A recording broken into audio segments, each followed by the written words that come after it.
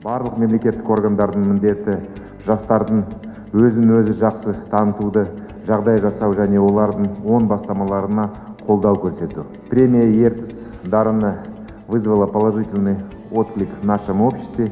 Основная цель нашего проекта – это бесплатное трудоустройство и обучение людей с ограниченными возможностями.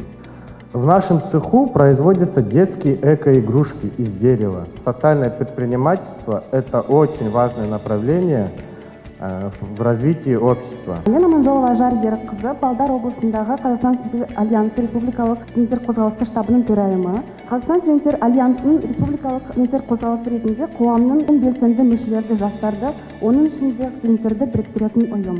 На данный момент штаб АСК в Павлодарской области объединяет 4 вуза и 5 колледжей города Павлодара.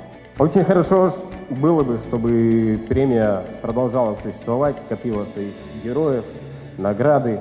А мы, в свою очередь, как молодежь, будем достигать международных высот, которые будут прославлять наш регион, нашу область, ну и, в принципе, страну.